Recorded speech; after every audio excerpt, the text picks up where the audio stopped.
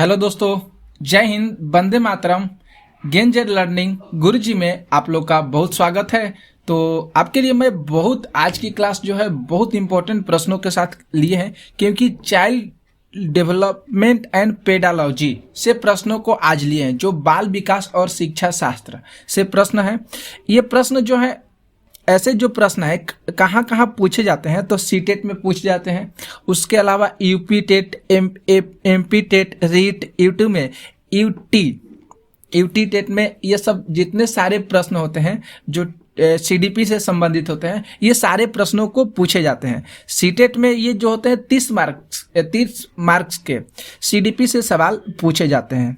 तो आज की क्लास बहुत इंपॉर्टेंट रखी गई है। आप लोग इस वीडियो को जरूर देखिएगा और इसे जितना हो सके शेयर भी जरूर कर दीजिएगा। और चैनल पर नए होंगे तो आप लोग प्लीज चैनल को सब्सक्राइब कर लीजिएगा और बेल आइकन को भी प्रेस कर लीजिएगा, जिससे आपको सारी नोटिफिकेशन मिलते रहे। तो आते हैं प्रश्न संख्या 1 पर। देखिए यहाँ पे प्रश्न 1 क्या कह रहा है। कह रहा है कि बच्चे की बुद्धि लब्धि 90 से 110 के मध्य होती है, वह कौन सा बुद्धि होती है, वह कौन सा बुद्धि कहलाती है? सामान्य बुद्धि कहलाती है कि प्रखर बुद्धि कहलाती है कि उत्कृष्ट बुद्धि की प्रतिभाशाली? तो यहाँ पे जो बच्चे होते हैं उनकी जो बुद्धि लब्धि होती है वह 90 से 110 के मध्य जब होती है, वहाँ पे कौन सा बुद्धि होती है? तो सामान्य बुद्धि होता है। यहाँ पे ए विकल्प जो है ये सही हो रहा है। याद करना होगा आप लोग को, जब 90 से 110 हुआ तो वहाँ पे कौन से बुद्धि की चर्चा होगी? तो सामान्य बुद्धि। ओके, अगले प्रश्न को देखिए, प्रश्न संख्या 2। और आज की क्लास जो होगी आपको 50 प्रश्नों के साथ मिलेगी। इसमें मैं 50 प्रश्नों को कराऊंगा, बहुत इंपॉर्टेंट होगा। दूसरा प्रश्न को देखिए, कह रहे कि बच्चे के लिए निःशुल्क एवं अनिवार्य शिक्षा का अधिकार अधिनियम कितने वर्ष के बच्चों के लिए लागू होता है? ये भी प्रश्न बहुत अच्छा है और ये प्रश्न जो है सीटेट में पूछा भी गया। सीटेट, यूपी टेट में भी ये प्रश्न को पूछा भी गया है। तो बच्चे के लिए पूछा गया है कि निःशुल्क एवं अनिवार्य जो शिक्षा होती है वह अधिनियम कितने वर्ष के बच्चों पर लागू होता है? 6 से 14 वर्ष के बच्चों पर, 7 से 13 वर्ष के बच्चों पर, 5 से 11 वर्ष के बच्चों पर, 6 से 12 वर्ष के बच्चों पर। तो यहाँ पे जो विकल्प ए हो रहा है ये सही है। 6 से 14 वर्ष के बच्चों पर ये जो बच्चों के निःशुल्क और अनिवार्य शिक्षा अधिकार है, यह अधिनियम लागू होता है। आगे प्रश्नों को देखिए, प्रश्न संख्या 3 नंबर जो यहाँ पे प्रश्न कर रहा है कि एक बच्चे की वृद्धि और विकास के अध्ययन की सर्वाधिक अच्छी विधि कौन सी मानी जाती है? एक बच्चे की वृद्धि और विकास के अध्ययन की सर्वाधिक अच्छी विधि कौन सी मानी जाती है? तो मनोविश्लेषण विधि, तुलनात्मक विधि, विकासीय विधि और सांख्यिकी विधि। तो यहाँ पे विकल्प जो है कौन सा सही हो रहा है? तो उसके अगर बच्चों की वृद्धि की बात किया जाए तो यहाँ पे वृद्धि की बात किया गया है, वृद्धि और विकास। तो सीधा सीधा इससे एक प्रश्न बन रहा है कि यहाँ पे कौन सा विधि हो रहा है? विकासीय विधि हो रहा है, मतलब आगे की ओर विकास करने से संबंधित। तो यहाँ पे सी विकल्प सही हो रहा है, क्योंकि प्रश्न में ही इसका आंसर छिपा हुआ है कि बच्चे की वृद्धि और विकास के अध्ययन की सर्वाधिक अच्छी विधि कौन सी है? तो विकासीय विधि जो है ये सर्वाधिक अच्छी विधि मानी जाती है। अगले प्रश्नों को देखिए, प्रश्न संख्या 4 जो यहाँ पे प्रश्न कर रहे हैं कि गार्डनर ने 7 बुद्धि का अधिमान निर्धारित किया, इनमें से कौन सा सही नहीं है? कौन सा सही नहीं है मतलब गलत है?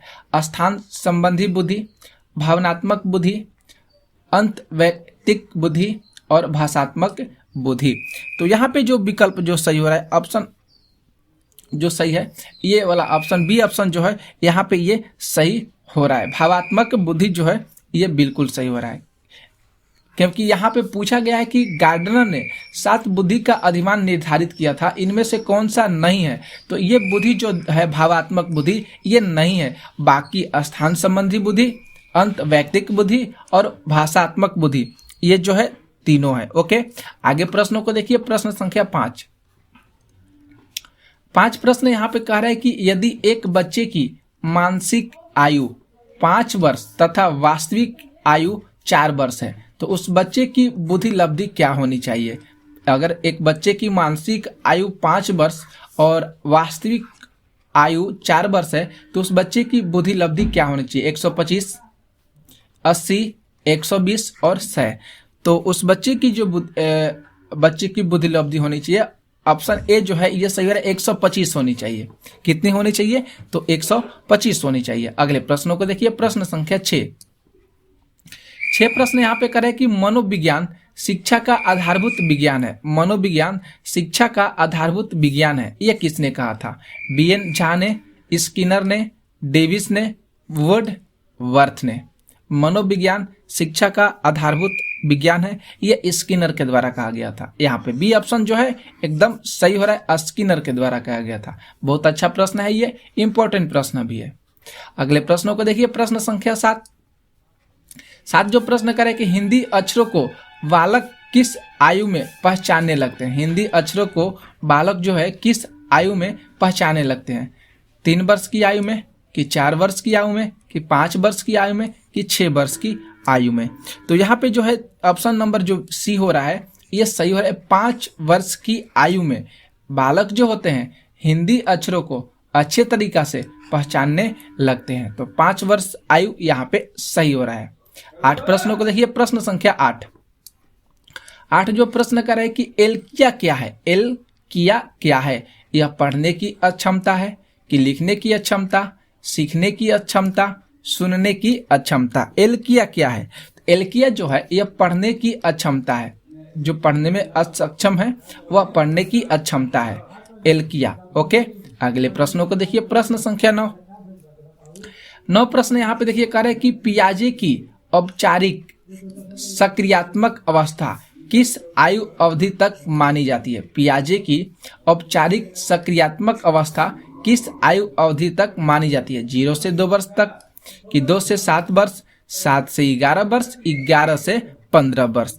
तो यहाँ से 11 से जो 15 वर्ष है ये ऑप्शन यहाँ पे सही हो रहा है, क्योंकि जीन पियाजे के नाम आया है यहाँ पे कि जीन पियाजे की जो औपचारिक सक्रियात्मक अवस्था होती है वह 11 से 15 वर्ष की आयु अवधि तक मानी जाती है। अगले प्रश्न को देखिए, प्रश्न संख्या 10 जो यहाँ पे प्रश्न करे कि गर्भ में बालक को विकसित होने में कितने दिन लगते हैं? गर्भ में बालक को विकसित होने में कितने दिन लगते हैं? 150 दिन, कि 280 दिन, कि 390 दिन, कि 460 दिन? तो यहाँ पे 280 दिन जो विकल्प बी है यह सही हो रहा है। गर्भ में बालक को विकसित होने में 280 दिन लगते हैं। अगले प्रश्नों को देखिए, प्रश्न संख्या 11 जल्द से जल्द हम लोग फास्ट प्रश्नों को करते हैं, 50 प्रश्नों को करना है।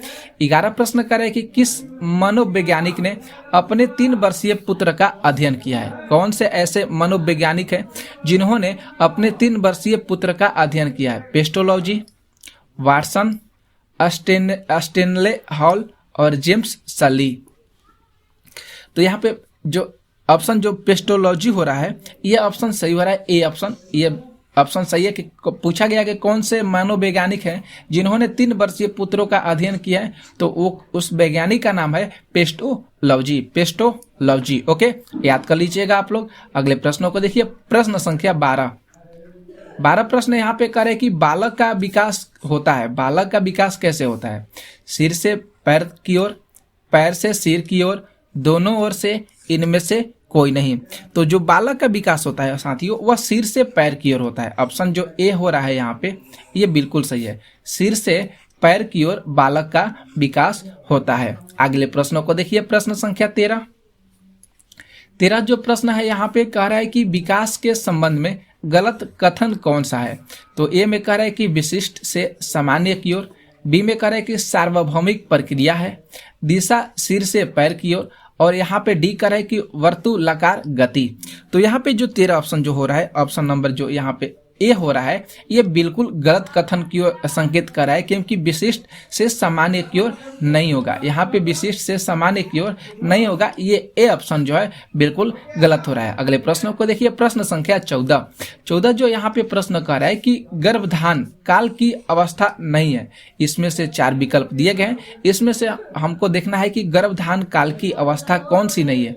शैशव अवस्था, डिंब अवस्था, बीजकरण अवस्था की भ्रूणा अवस्था। तो यहाँ पे 14 का जो ऑप्शन जो सही हो रहा है, ए ऑप्शन, ये सही हो रहा है। शैशव अवस्था जो होता है यह गर्भधान काल की अवस्था नहीं माना जाता है। बाकी डिंब, बीजकरण और भ्रूणा अवस्था जो है ये गर्भधान काल की अवस्था को पहचाना जाता है, माना जाता है। आगे प्रश्नों को देखिए, प्रश्न संख्या 15 यहाँ पे प्रश्न करे कि मानव जीवन की मनोभौतिक एकता क्या कहलाती है। मानव जीवन की मनोभौतिक एकता क्या कहलाती है? तो मन तथा शरीर का विकास कहलाती है, कि शरीर तथा हड्डियों का विकास कहलाती है, शरीर तथा हृदय का विकास कहलाती है, कि आत्मा तथा मांसपेशियों का विकास कहलाती है। तो यहाँ पे जो ए ऑप्शन हो रहा है ये सही हो रहा है साथियों। यहाँ पे मन तथा शरीर का विकास कहलाती है। अगर मानव जीवन की मनोभौतिक एकता मन तथा शरीर का विकास कहलाती है, ये विकल्प जो है यहाँ पे सही हो रहा है। आगे प्रश्नों को देखिए, 16 नंबर प्रश्नों को। 16 यहाँ पे प्रश्न करे कि गर्भ में सर्वप्रथम निर्माण होता है। गर्भ में सर्वप्रथम निर्माण होता है, तो ये प्रश्न हम बताएं, आप उससे भी यहाँ पे बता सकते हैं। पैर का होता है, सिर का होता है, घड़ का होता है, कि सभी का होता है।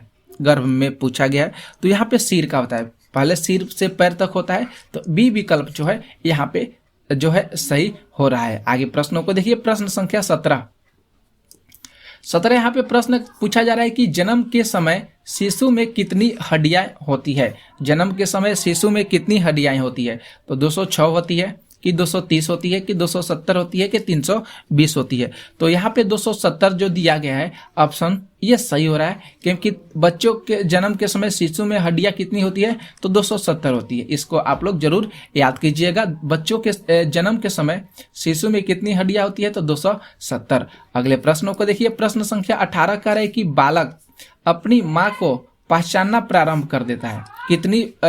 कितने महीने में जो छोटे बच्चे होते हैं वह अपनी माँ को पहचानने लगते हैं? 6 माह की आयु में, कि 8 माह की आयु में, कि 9 माह की आयु में, कि 3 माह में?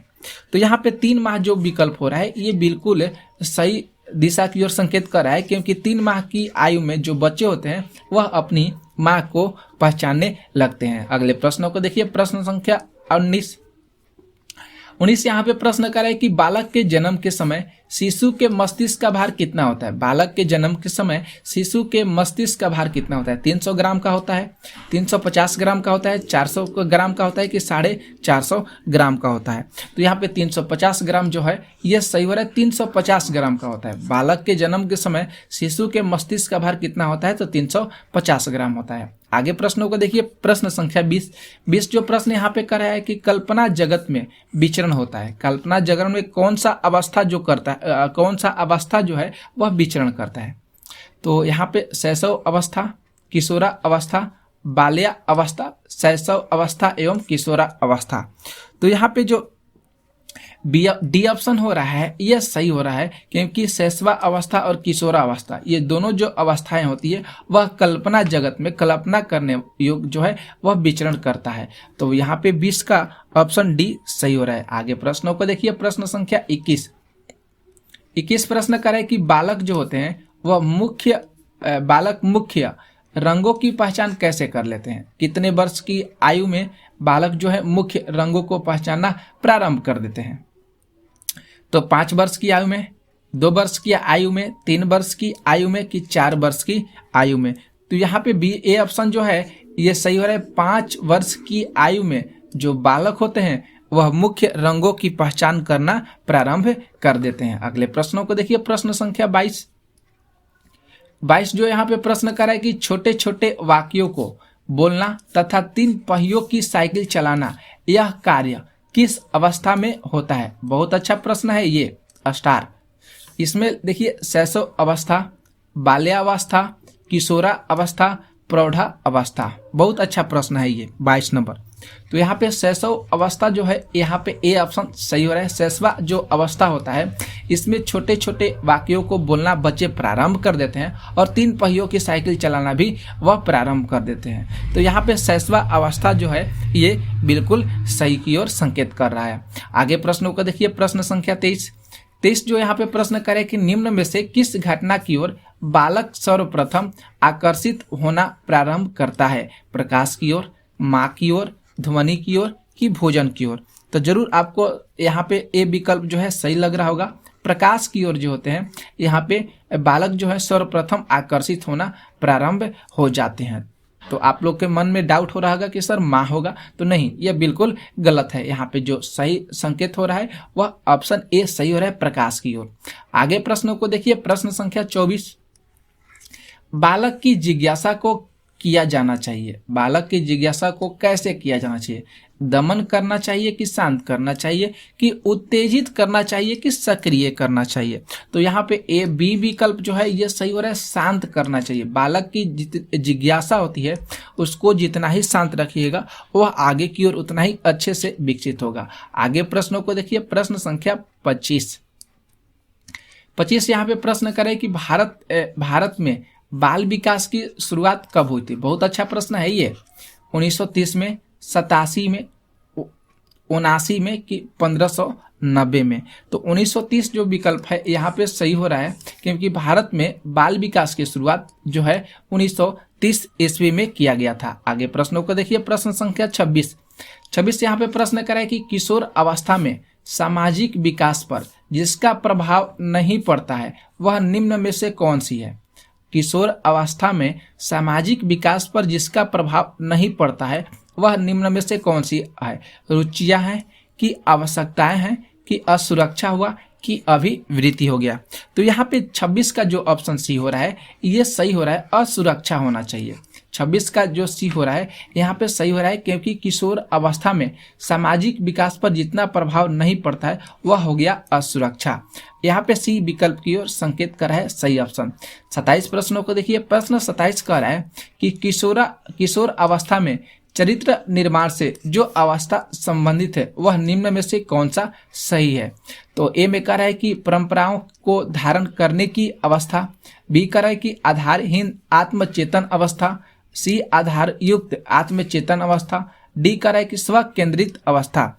तो यहाँ पे 27 का ऑप्शन जो बी है ये सही दिशा की ओर संकेत कर रहा है, आधारहीन आत्मचेतन अवस्था। बी ऑप्शन यहाँ पे सही हो रहा है, क्योंकि प्रश्न में भी ऐसे ही प्रश्न पूछे गए हैं कि किशोर अवस्था में चरित्र निर्माण से जो अवस्था संबंधित है वह कौन सा अवस्था हुआ? तो आधारहीन आत्मचेतन अवस्था। आगे प्रश्नों को देखिए, प्रश्न 28 यहाँ पे प्रश्न हुआ कि विकास व्यक्ति में नवीन विशेषताएं और योग्यताएं प्रस्फुटित करता है, ये कथन किसका है? तो हरलॉ का कथन हुआ, जेम्स ड्रीवर का कथन है कि मैकडूगल का कथन हुआ कि मुनरो का कथन है?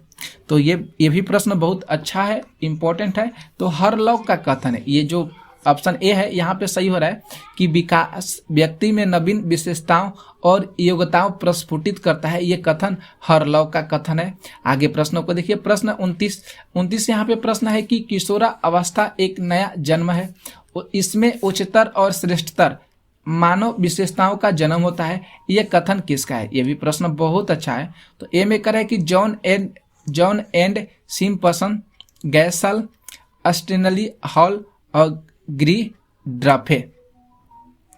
तो यहाँ पे जो 29 का जो ऑप्शन जो यहाँ पे सी है ये सही हो रहा है, अस्टेनली हॉल। ये जो इनका ही कथन है कि किशोरा अवस्था एक नया जन्म है, इसमें उच्चतर और श्रेष्ठतर मानव विशेषताओं का जन्म होता है, ये कथन अस्टेनली हॉल का कथन है। 30 प्रश्नों को देखिए, ये भी प्रश्न बहुत अच्छा है, कथन से रिलेटेड है, बहुत इंपॉर्टेंट है। किशोरा अवस्था आदर्शों की अवस्था है, सिद्धांतों के निर्माण की अवस्था है, साथ ही जीवन का सामान्य समायोजन भी है। ये परिभाषा देने वाले कौन से जो है यहाँ पे विद्वान है? द हेडो रिपोर्ट, जीन पियाजे, फ्रेडरिक ट्रेसी, E.L. पिल। बहुत अच्छा प्रश्न है, बहुत अच्छा प्रश्न है। तो जीन पियाजे का नाम आप लोग जरूर जानते होंगे। जीन पियाजे यहाँ पे सर्वप्रमुख कवि माने जाते हैं। तो यहाँ पे जो है विद्वान जो है जीन पियाजे हुए, क्योंकि इन्हीं के द्वारा ये परिभाषाओं को उत्कृष्ट किया गया है, परिभाषाओं को दिया गया है कि किशोर अवस्था आदर्शों की अवस्था होती है, सिद्धांतों के निर्माण की भी अवस्था होती है, और साथ ही जीवन का समान समायोजना जो है इन्हीं की है, जीन पियाजे का। तो ये ऑप्शन बी सही हो रहा है। आगे प्रश्नों को देखिए, प्रश्न 31 प्रश्न करे कि मानसिक विकास का संबंध इनमें से कौन सा नहीं है?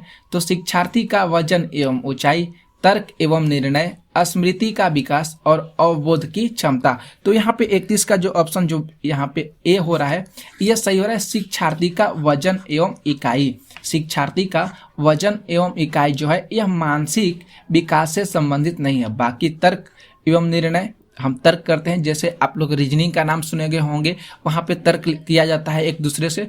और स्मृति का विकास ये सोचना होता है, अवबोध का विकास ये भी होता है। तो यहाँ पे मानसिक विकास की यहाँ पे जो है ये सारे एग्जाम्पल है, लेकिन इसको छोड़कर अगले प्रश्न को देखिए। प्रश्न 32 यहाँ पे करा है कि प्रश्न कि मनुष्य के शरीर में हड्डियों की संख्या कम से कम होती है कौन सी अवस्था में होती है? शैशवा अवस्था में, बाल्यावस्था में, किशोरावस्था के बाद कि प्रौढ़ा अवस्था में? तो जरूर आप लोग का ध्यान चला गया, डी ऑप्शन यहाँ पे सही हो रहा है। प्रौढ़ा अवस्था में मानव के शरीर में हड्डियों की संख्या कम से कम होती है। कौन सा अवस्था में? तो प्रौढ़ा अवस्था में। आगे प्रश्नों को देखिए। 33 प्रश्न यहाँ पे करे कि किशोरा अवस्था की प्रमुख समस्याएं कौन कौन सी है? वजन बढ़ाने की समस्या है कि शिक्षा की समस्या हुआ, समायोजन की समस्या है कि अच्छे परीक्षा परिणाम देने की समस्या है? तो सी ऑप्शन यहाँ पे सही हो रहा है, समायोजन की समस्या है। किशोरा अवस्था की जो प्रमुख समस्या कौन सी है? समायोजन की समस्या है। आगे प्रश्नों को देखिए। 34 नंबर प्रश्न। 34 यहाँ पे प्रश्न है कि किशोरा अवस्था बड़े संघर्ष, तूफान और विरोध की अवस्था है। ये कथन किसका है? ये भी बहुत अच्छा प्रश्न यहाँ पे आया है 34 नंबर प्रश्न में कि किशोरा अवस्था बड़े संघर्ष, तूफान और विरोध की अवस्था है। ये कथन किसका है? स्किनर का कथन हुआ, स्नेली हॉल का कथन है, ये किल पैट्रिक का कथन है कि थर्नाइक का कथन है? तो यहाँ पे जो ऑप्शन नंबर जो यहाँ पे सही हो रहा है बी ऑप्शन, ये सही है। स्टेनली हॉल का कथन है। ये किसका कथन है?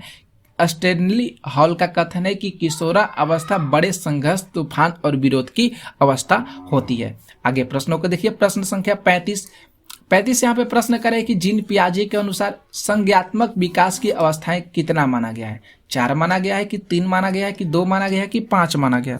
तो ऑप्शन यहाँ पे ए सही वाला 4 माना गया है। जीन पियाजे के अनुसार संज्ञात्मक विकास की अवस्था कितना माना गया है? तो 4 माना गया है। आगे प्रश्नों को देखिए। 36 यहाँ पे प्रश्न करा है कि एरिक्सन के अनुसार कौन सी अवस्था में बालक अधिक पहल करता है, लेकिन यहाँ पे होना चाहिए लेकिन बहुत सशक्त भी हो जाता है, जो दोस्त भावना की ओर ले जाता है? कौन सी अवस्था में? 18 माह से 3 वर्ष, 3 से 6 वर्ष तक पहल बनाम दोस्त अवस्था, 6 से 12 वर्ष तक किशोरा अवस्था? तो यहाँ पे 36 का जो ऑप्शन बी है यह सही हो रहा है साथियों। 3 से 6 वर्ष तक पहल बनाम दोस्त अवस्था जो ये होता है, इसमें जो है ये अवस्था बालक को अधिक पहल करता है और लेकिन बहुत सशक्त भी हो जाता है, जो दोस्त की भावनाओं की ओर ले जाता है। ये एरिक्सन के अनुसार बातें जो है यहाँ पे कही जा रही है। ऑप्शन बी सही हो रहा है।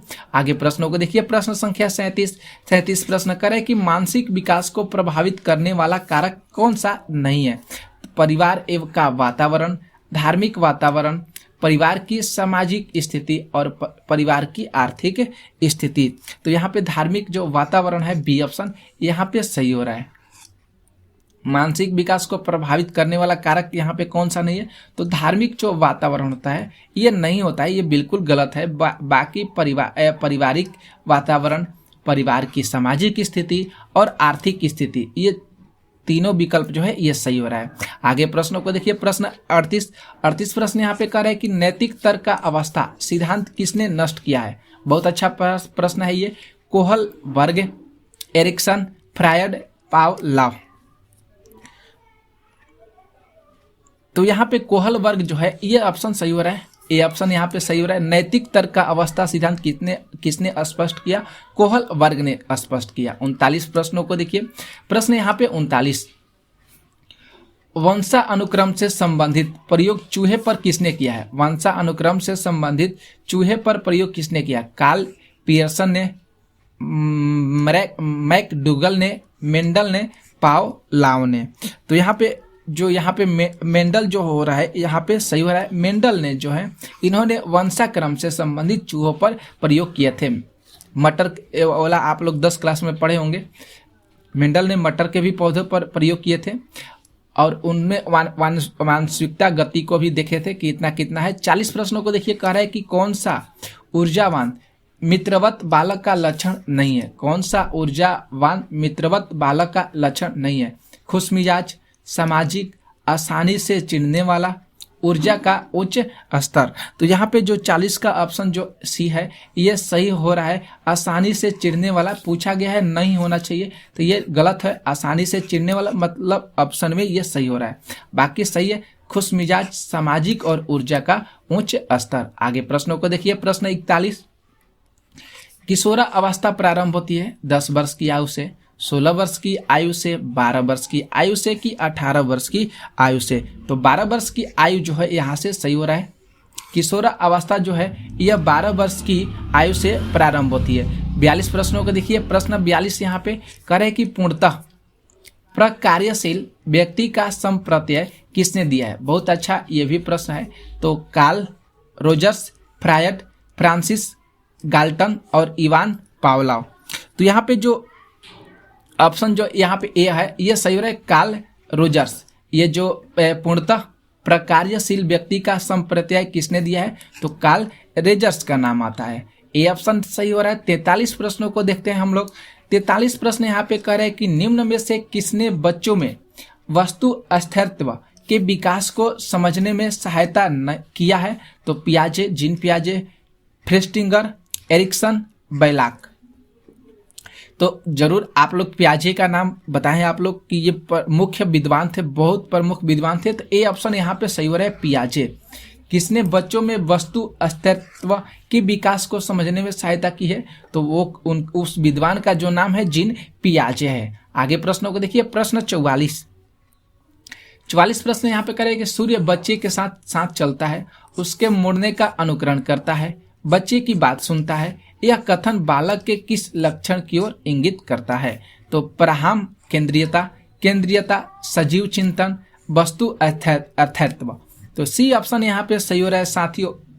सजीव चिंतन जो है यहाँ पे ये सही हो रहा है। बहुत अच्छा प्रश्न है, ये भी एग्जाम में पूछा भी गया है। 45 प्रश्नों को देखिए। 45 यहाँ पे प्रश्न करे कि किसने यह दावा किया है कि सभी भाषाओं में होने वाले कुछ सार्वभौमिक गुण जन्मजात होते हैं। BF Skinner, Albert Bandura, Noam Chomsky, इसी टॉलमेन। बहुत अच्छा प्रश्न है, ये भी है साथियों। तो यहाँ पे नोम चॉम्स्की जो है यहाँ पे सी ऑप्शन जो है ये सही हो रहा है, क्योंकि नोम चॉम्स्की ने दावा किया था कि जितनी सारी भाषाएं में होने वाले कुछ सार्वभौमिक जो जितने गुण होते हैं वह क्या होते हैं, जन्मजात होते हैं। सी ऑप्शन यहाँ पे सही हो रहा है। 46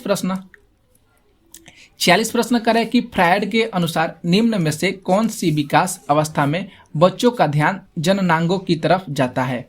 मुखीय, गुदीय, लैंगिक, प्रसूति। तो यहाँ पे लैंगिक जो जनन होता है यहाँ पे सी ऑप्शन जो है ये सही हो रहा है, क्योंकि फ्रायड के अनुसार ये बातें स्पष्ट कर दिया गया था कि उन जो बच्चों का विकास होता है वह बच्चों का ध्यान जननांगों की तरफ जाता है, वह लैंगिक जनन की ओर संकेत करता है। आगे प्रश्नों को देखिए। प्रश्न 47 यहाँ पे प्रश्न कर रहा है कि निम्न में से कौन सा बच्चों हेतु वेसलर बुद्धि मापनी की एक निष्पादन मापनी है। अंकगणितीय, सदृश्यता, समानता, शाब्दिक तर्क, चित्र प्रति। ये भी प्रश्न बहुत अच्छा है। तो डी विकल्प यहाँ पे सही हो रहा है, चित्र प्रति जो है यहाँ पे सही हो रहा है। आगे प्रश्नों को देखिए। 48 प्रश्नों को 48 यहाँ पे प्रश्न करें कि बाल मनोविज्ञान का यहाँ पे खाली स्थान भरना है। सिद्धांत प्रारंभ के 4 से 5 वर्षों के अनुभव पर आधारित होता है। कौन सा, तो मनोविश्लेषणात्मक, व्यवहारात्मक, क्रांतिक अवस्था समूह, संज्ञानात्मक समूह। तो यहाँ पे 48 का जो ए विकल्प है यह सही हो रहा है। मनोविश्लेषणात्मक जो होता है यह सिद्धांत प्रारंभ के 4 से 5 वर्षों के अनुभव पर आधारित होता है। मनोविश्लेषणात्मक जो है सिद्धांत। 49 प्रश्नों को देखिए। 49 यहाँ पे प्रश्न कर रहा है कि ए बायोग्राफिकल स्केच ऑफ इन्फेंट किसने लिखी है। बहुत अच्छा ये भी प्रश्न है। ए बायोग्राफिकल स्केच ऑफ इन्फेंट किसने लिखे है। फ्रियर, सीन, डार्विन और स्टर्न। तो यहाँ पे डार्विन ऑप्शन जो है सही हो रहा है। डार्विन के द्वारा ये जो ए बायोग्राफिकल स्केच ऑफ इन्फेंट को लिखा गया है, डार्विन। और लास्ट प्रश्नों को देखते हैं। 50 यहाँ पे प्रश्न कर रहा है कि मानकीकृत परीक्षण का अर्थ क्या होता है। मानकीकृत परीक्षण का अर्थ क्या है। विश्वसनीयता, वैधता, मानक इसमें से सभी। तो उपयुक्त जो सभी है यहाँ पे डी ऑप्शन सही हो रहा है। तो आज हम लोग आज की जो क्लास की है हम लोग सीडीपी से किए हैं, और जितने सारे एग्जाम होते हैं सीडीपी से ये प्रश्न बहुत इंपॉर्टेंट है जो चाइल्ड डेवलपमेंट पेडालॉजी से संबंधित है।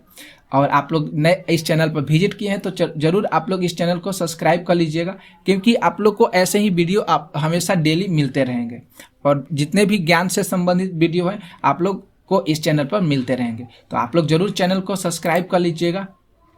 और आज की क्लास हम लोग यहीं पे समाप्त करते हैं। थैंक यू सभी साथियों।